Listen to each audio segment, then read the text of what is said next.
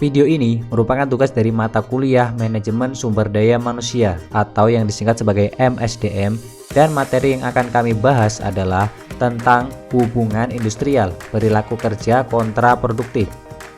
Adapun nama-nama dari pembuat video ini adalah Faisal Setiawan, Tata Dwi Raya, Arif Fajar Kurniawan, Adela Dwi Ramanika, Yunita Dwi Nandari, Wibowo Priyo, dan M. Dian Santoso. Oke teman-teman, langsung saja kita menuju ke pembahasan materinya. Let's go. Halo teman-teman, pada video kali ini aku akan memberikan materi tentang perilaku kerja kontraproduktif pada perusahaan. Nah, sebelum itu kita harus tahu dulu nih, apa pengertian atau definisi dari perilaku kerja kontraproduktif itu. Menurut Robinson dan Bennett pada tahun 95, mendefinisikan perilaku kerja kontraproduktif itu adalah perilaku yang sengaja melanggar norma-norma organisasi yang signifikan dan dengan demikian mengancam kesejahteraan organisasi, anggotanya, atau keduanya. Prinsip tersebut mencakup pelanggaran baik formal dan informal dari organisasi, aturan, prosedur, atau standar kinerja tertentu yang berhubungan dengan pekerjaan. Menurut Spector, Fox, dan Penny pada tahun 2005 menjelaskan perilaku kerja kontraproduktif sebagai tindakan yang merugikan atau tindakan dengan niat untuk merugikan perusahaan ataupun organisasi, misalnya klien, rekan kerja, pelanggan, dan atasan. Perilaku kerja kontraproduktif itu mengarah pada satu tujuan yang sama, yaitu terkait dengan perilaku ilegal, tidak bermoral, dan juga menyimpang. Pada intinya, karakteristik dari perilaku kerja kontraproduktif adalah adanya tanda bahwa tindakan itu harus memiliki tujuan dan bukan suatu ketidaksengajaan. Selanjutnya, kita akan membahas 5 dimensi perilaku kerja kontraproduktif menurut Spector pada tahun 2005. Apa saja itu? Yang pertama adalah perilaku kasar terhadap orang lain atau abuse. Abuse adalah bentuk perilaku menyimpang di tempat kerja yang bersifat interpersonal dan merupakan bentuk dari emosi negatif. Perilaku ini biasanya diarahkan kepada rekan kerja yang dapat berdampak baik fisik maupun psikologis. Contohnya adalah memberikan ancaman, mengeluarkan kata-kata kasar ketika mengomentari orang lain, bergosip, serta berlaku kasar terhadap rekan kerja. Yang kedua, penyimpangan produksi atau production defiance. Production defiance adalah bentuk perilaku menyimpang dengan tidak melakukan tugas yang menjadi kewajiban individu dengan benar sehingga dapat mengganggu produktivitas. Yang ketiga adalah sabotase.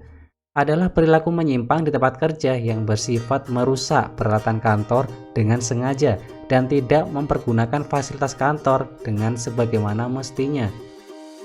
Yang keempat adalah pencurian atau theft. Theft merupakan perilaku menyimpang di tempat kerja dengan mengambil atau mencuri barang milik kantor dan tidak mengembalikannya. Contohnya adalah membawa barang yang ada di kantor tanpa izin. Mustaine dan Tewksbury menjelaskan 3 alasan utama theft adalah karena kebutuhan ekonomi, ketidakpuasan kerja, dan adanya ketidakadilan. Yang kelima adalah penarikan atau withdrawal. Withdrawal merupakan bentuk perilaku menyimpang dengan mengurangi jumlah waktu kerja dari batas waktu yang telah ditentukan oleh organisasi atau perusahaan. Contoh perilaku dalam dimensi ini antaranya adalah masalah kehadiran, datang terlambat, pulang sebelum jam kantor yang telah ditentukan, serta istirahat lebih lama dari waktu yang telah ditolerir. Adapun faktor-faktor yang mempengaruhi perilaku kerja kontraproduktif. Yang pertama adalah faktor individu. Faktor individu yang dapat mempengaruhi perilaku kerja kontraproduktif adalah kepribadian atau personality. Big Five personality memperlihatkan hubungan yang konsisten antara perilaku kerja kontraproduktif yang ditunjukkan individu ketika bekerja dengan dimensi kepribadian yang dimilikinya. Yang kedua adalah faktor organisasi. Faktor pertama adalah karakteristik pekerja yang dapat berpengaruh pada keahlian yang dibutuhkan, jenis tugas yang diberikan, dan juga cara bekerja. Kemudian, ketiga hal tersebut akan berpengaruh terhadap pengalaman psikologis individu terkait pelaksanaan tugas kerja, seperti pengalaman ketika menyelesaikan tugas dengan sempurna, perasaan bertanggung jawab terhadap tugas yang diberikan, dan pengetahuan terhadap hasil kerja yang dicapai. Faktor kedua adalah karakteristik kelompok kerja yang sangat berpengaruh terhadap individu sebagai anggota di dalamnya. Individu akan cenderung mengamati dan mencari tahu iklim dari organisasi atau perusahaan yang berlaku di lingkungan kerjanya.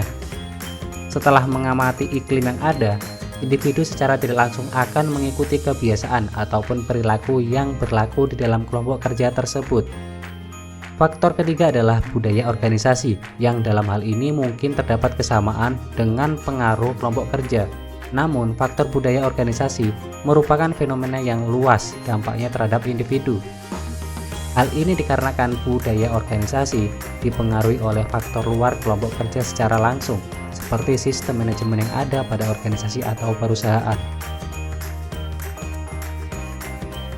Oke teman-teman, kesimpulan dari materi ini adalah sebagai pegawai dari sebuah perusahaan, tak sepatutnya kita melakukan tindakan kontraproduktif tersebut karena dapat merugikan kedua belah pihak, baik pegawai maupun perusahaan.